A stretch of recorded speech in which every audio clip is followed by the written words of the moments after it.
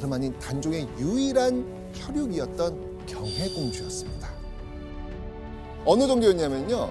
단종은 적적한 마음을 달래기 위해서 경혜공주의 집을 자주 찾아갔다고 합니다.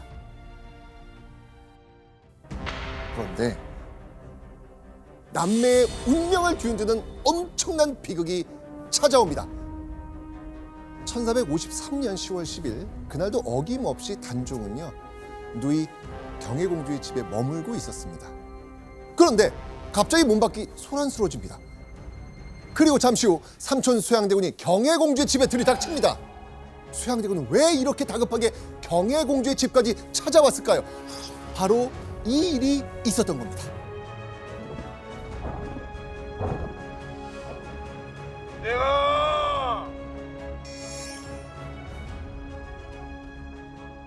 제가 올해 꼭 이루고 싶은 소원이 하나 있습니다.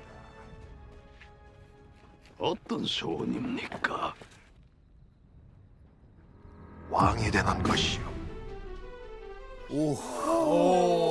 야, 진짜.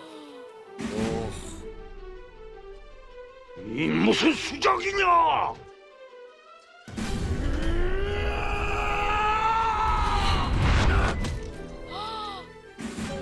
영모. 단종의 운명을 세차게 뒤흔든 사건. 바로 계유정난. 어린 임금을 어지럽게 만드는 주변 상황을 바로잡겠다라고 하면서 수양대군이 계유정난을 일으킨 거였습니다. 그리고 갑자기 누이 경혜공주 집에 들이닥친 삼촌 수양대군은 단종에게 나머지 잔당들 처리해야 되니까 지금 당장 대신들 소집해달라 요구합니다. 그리고 왕의 명령을 받았다는 것을 인정하는 명패를 내어달라 요구하죠. 태우 씨, 이때 삼촌 수양대군에게 뭐라고 이야기하셨습니까? 삼촌 저 좀 살려주세요.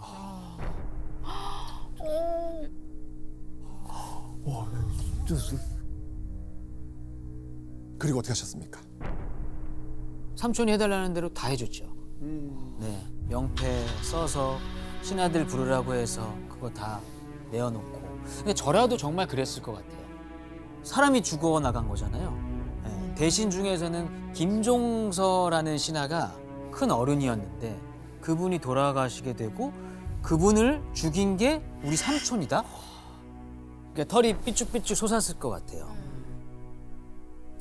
당시 단종의 심정 어땠을지 짐작가시죠? 하지만 이미 일은 벌어진 상황이고요. 이때 단종이 할 수 있는 일은 아무것도 없었습니다. 삼촌 맞아? 진짜. 삼촌도 아니네요. 그럼. 계유정난으로 믿었던 신하들을 순식간에 잃은 단종은 참담함을 느꼈을 겁니다. 단종은 신하들을 무참히 죽인 수양대군의 칼날이 자신에게도 닥칠 수 있다고 불안해하며 하루하루를 보내지 않았을까요? 자, 단종은 그렇게 살얼음판 같은 하루를 견뎌내고 있었습니다. 그런데 얼마 지나지 않아 위태위태하게 견디고 있던 단종의 삶이 와장창 무너지는 사건이 벌어집니다. 이미 무너졌는데. 보시죠. 어째서 말씀들이 없으십니까? 세종대왕의 은혜를 입지 않은 분이 계시면 앞으로 나와보라고 했습니다. 망국하옵나이다 전하. 신들이 어찌 세종대왕의 하야와 같은 성을 잊고 있겠나이까? 그런 분들이 세종대왕의 승은을 입어 한남군 영푸군 등 세 아들을 낳으신 해빈과 세종대왕의 혈육인 금성대군을 사사하라 억지를 부린단 말입니까? 하신 말씀이 있으면 해보시지요.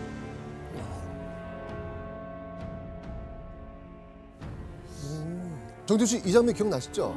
네, 얼핏 기억이 나요. 어떤 상황인지 한번 기억을 한번 더듬어 보시죠. 왜 이렇게 화나셨어요? 단종에게 있어서 할머니 같은 분이 한 분 계세요. 세종대왕 할아버지의 후궁이었던 혜빈양 씨. 그러니까 어머니가 단종을 낳으면서 하늘나라로 가자 엄마를 대신해서 할머니처럼 단종을 키워주신 분이 계신데 그분이 혜빈양 씨거든요. 근데 혜빈양 씨를 지금 죽이라고 이 상소들이 올라온 것 같아요. 맞습니다. 단종에게 있어서 혜빈 양 씨는 어머니나 다름없는 존재였던 겁니다. 그런데 계유정난 이후 혜빈 양 씨와 금성대군, 단종의 매형이었던 정종까지 함께 수양대군을 몰아내려 했다는 혐의가 씌워진 겁니다. 단종의 가장 친한 사람들이 지금 역모에 연루된 거예요. 자, 이 단종이 얼마나 이 몰리고 있는 상황인지 이해가 되십니까? 네. 너무하네요. 그 단종을 키워주신 분을 죽이라고 하는 거는 진짜 너무한 거 아니에요? 그래서 저렇게 화를 내시고 계시구나. 그러니까 세종대왕한테 너희가 은혜를 입었는데 어떻게 이런 결정을 내리냐? 근데 그 많은 신하가 아무 말도 못하는 거 보면 이미 다 실세가 그쪽으로 간 거죠, 분위기가. 결국 단종은 이 사건 이후 약 3개월 뒤인 1455년 윤 6월 11일 신하들의 귀를 의심하게 만들 만한 발표를 합니다. 자, 이 내용 우리 정태호 씨가 한번 단종의 심정에서 한번 읽어봐 주시죠. 숙부는 선왕의 아우님으로서 일찍부터 덕망이 높았다. 이에 이 무거운 의무와 책임을 풀어 우리 숙부에게 부탁하며 넘기는 바이다. 이게 지금 어떤 내용이에요? 왕자리를 맞습니다. 단종이 삼촌 수양대군에게 옥새를 넘기고 상황으로 물러나겠다 선언을 한 거예요. 저때 저렇게 딱 발표할 때 진심이실까요? 사실 그 할머니처럼 키워주시던 분이 귀향을 가게 되는 사건이어서 심리적으로 단종이 완전히 이때 무너진 것 같아요. 아, 그럼 지금 약간 되게 포기 상태. 교수님 어떻게든 좀 왕위를 붙잡고 있어야 좀 살지 않을까라는 생각이 드는데 왜 이렇게 삼촌에게 왕위를 넘긴 걸까요? 단종의 양위는 혜빈 양씨나 금성대군과 같이 자신을 보호해 주려고 했던 사람들에 대한 그 처벌이 점점 이제 임박해지자 당신들이 원하는 게 이거죠. 왕위를 건네주겠습니다. 그러니 더 이상 저의 사람들을 건들지 마세요라고 하는 호소에 가깝다라고 생각을 합니다. 원하는 거 해줄 테니까 내 사람들 건들지 마라. 그렇죠. 이날이 바로 수양대군이 조선 제7대 왕 세조가 되는 순간입니다. 삼촌에게 왕위를 물려준 단종은 이후 창덕궁으로 거처를 옮깁니다. 정태호 씨, 이후 단종이 창덕궁에서 어떻게 지냈죠? 아주 조용히 지냈습니다. 아, 진짜요? 왜냐면 무언가 시끄러운 게 싫었을 것 같아요. 또 내 주변인들이 더 이상은 다치는 일이 없었으면 좋겠다. 그리고 이제는 가족이 생겼잖아요. 아내가 생겼는데 지켜야 되잖아요. 그런 생각이었을 것 같아요. 자, 하지만요, 단종의 간곡한 바람과는 달리 세조는 사건에 연루된 이들을 모조리 유배에 보내라 명령합니다. 단종이 지금 왕위까지 내려놓았지만 삼촌의 뜻을 막지 못한 거예요. 사실 단종은 다 포기한 거잖아. 다 내어주는데도 끝까지 뭔가 계속 공격이 오는 거네. 보면서 조선에서 가장 나쁜 왕 하면 저는 이제 세조가 딱 떠오르는 것 진짜? 같아요. 너무 이게 단종이 상황으로 물러나고 약 1년여의 시간이 흐른 1456년 6월 2일 단종에게 날벼락 같은 소식이 전해집니다. 아이고.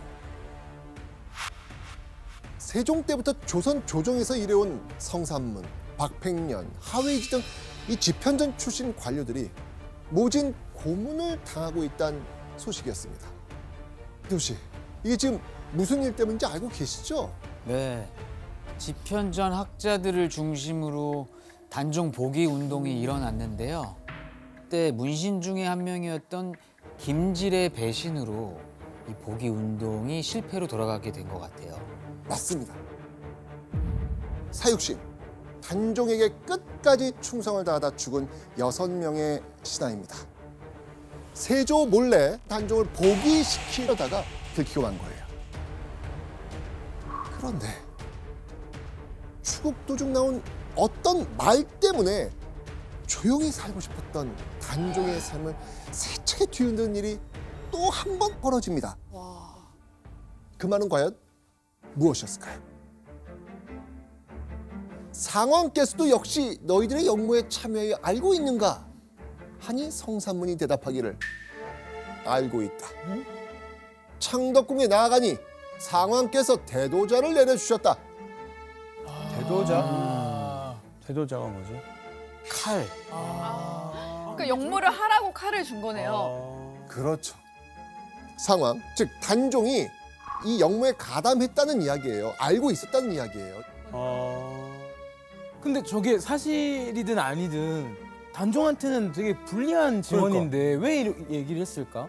교수님, 이번 역모에 단종이 참여했나요?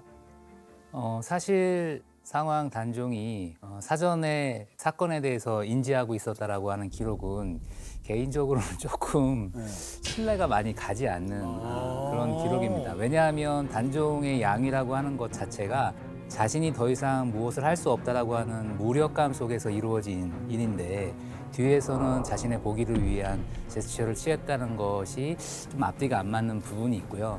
만약에 100번 양보해서 저게 실록에 나와 있는 것처럼 사실이라고 할지라도 그러한 증언은 거의 고진-고문 끝에 나온 이야기가 아니었을까라는 생각을 합니다. 그러니까 대도자라고 저 칼을 막 적나라하게 쓰는 기록부터 잘못됐고 또 세조 실록이고 뭔가 의심스러워요.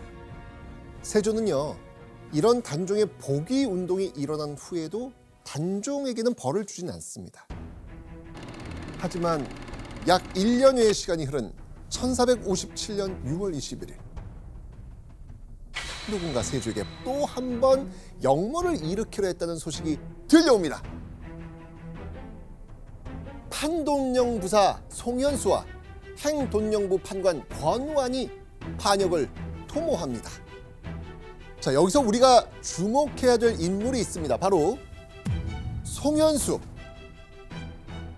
정태호 씨, 송현수 누굽니까? 정순 왕후의 아버지.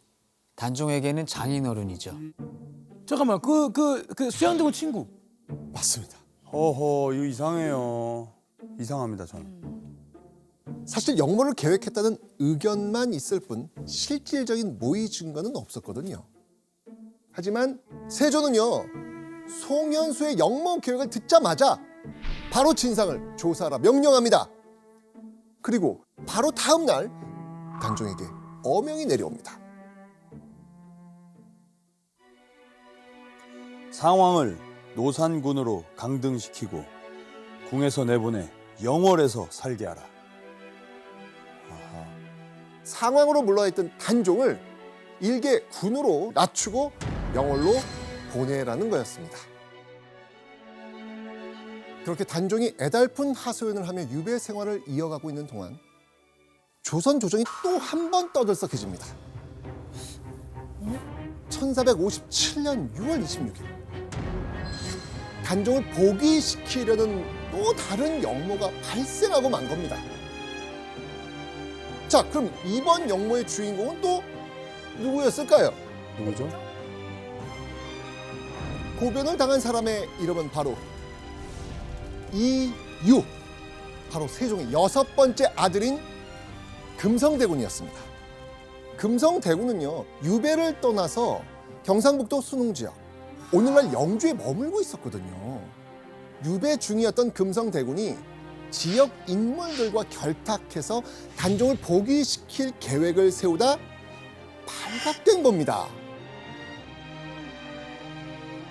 아 근데 이 정도면 아무것도 없는데 역모를 핑계로 그냥 죽이고 싶은 사람을 다 없애는 것 같아요. 단종이 살아있는 게 눈에 가신 것 같아요. 네. 하지만 끊임없는 고변에도 세조는 꿈쩍도 하지 않습니다. 보시죠. 임금이 이르기를 오늘은 단지 술이나 마시십시오. 이 일은 논할 바가 아닙니다. 하였다. 의외로 세조는요, 이 일을 논하지 말라 라고 하면서 말을 돌립니다. 차마 조카를 처분할 수 없겠다는 삼촌의 마지막 양심이었을까요? 미스테리예요 수양대군. 자, 그런데 단종과 금성대군의 처분을 두고 조선 조정이 뜨거워진 그때 유배지에서 시를 쓰며 숨죽여 지내던 단종에 관한 뜻밖의 소식이 전해집니다. 보시죠. 노산군이 이를 듣고 또한 스스로 목매어서 졸하니 예로서 장사 지냈다. 스스로 무슨 뜻하는 거지? 맞습니다. 세조실록에는요, 단종의 측근들이 세조에 의해 하나둘 죽게 되자 그 두려움에 단종이 스스로 목숨을 끊었다고 기록되어 있습니다. 자, 그런데 단종은 비극적인 죽음 이후에도요, 편히 눈 감을 수가 없었습니다. 왜냐하면 단종의 죽음을 두고 수많은 의혹들이 모락모락 피어났거든요. 실제로 또 다른 기록들을 보면요, 단종의 죽음에 대한 의구심이 생깁니다.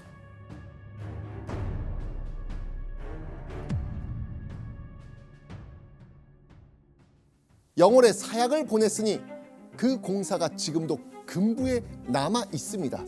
선조실록. 삼촌 세조가 사약을 내려 조카 단종을 죽였다는 기록입니다. 자살이 아니라는 거네요.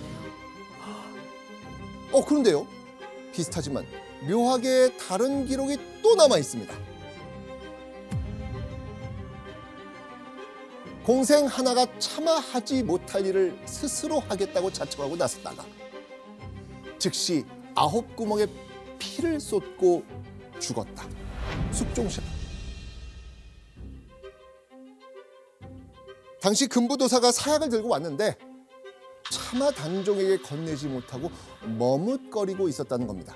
그때 하인 한 명이 자신이 직접 전하겠다면서 앞으로 나선 겁니다. 그러니까 세조실록, 선조실록, 숙종실록, 실록에서조차도 단종 죽음에 대한 기록이 지금 제각각으로 남아 있는 겁니다. 여기서 끝이 아닙니다. 야사인 연려실 기술에는 단종의 죽음을 어떻게 기록하고 있을까요? 단종을 모시고 있던 통인 하나가 활줄의 긴 노끈을 이어서 단종이 앉은 뒤로 가서 목을 걸고 창구멍으로 끈을 잡아당겼다. 연려실 기술에는 단종을 모시던 하인이 큰 상을 받을 마음에 단종을 목 졸라 죽인 것으로 적혀 있습니다. 내용본이 어떠세요? 그러니까 확실히 뭐 다 내용이 좀 조금씩 다르지만 확실한 거는 본인 스스로 죽은 건 아니다. 타살 얘기가 많네요. 실록에 남아있는 기록과는 달리 야사를 보면 단종 죽음의 배후에 삼촌 세조가 있다는 의심을 더욱 강하게 느낄 수 있습니다. 정태호 씨, 진실이 뭡니까? 진실이 뭐예요? 죽음에 대한 여러 가지 이야기가 있어서 그 각각의 드라마에서도 죽는 장면이 다 달랐어요. 아, 그래요? 네. 어떻게 돌아가셨어요? 사약을 받았고 한 번은 저렇게 그 통인 하나가 활줄에 긴 노끈을 이어서 단종을 죽였고, 그리고 한 명회에서는요 사약이 왔어요. 사약이 왔는데 이 사약을 가져온 사람이 무슨 죄예요. 눈물을 흘리면서 이걸 막 주저주저 하니까 단종이 마음이 아팠던 거예요.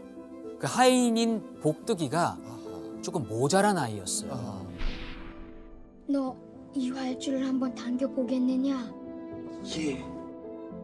이걸 있는 힘껏 당겨라. 단종은 한편에서 목을 걸고 있고, 근데 복득이는 정말 좋아하던 분이 이렇게 당기라고 하니까 정말 있는 힘껏 당긴 거예요. 그렇게 3번 죽는 게 달랐던 것 같아요. 진짜 아무것도 없이 혼자 스스로 목숨을 끊은 건 없네요. 그죠? 3번 중에. 세조 기록에는 그렇게 나와 있죠. 그렇죠.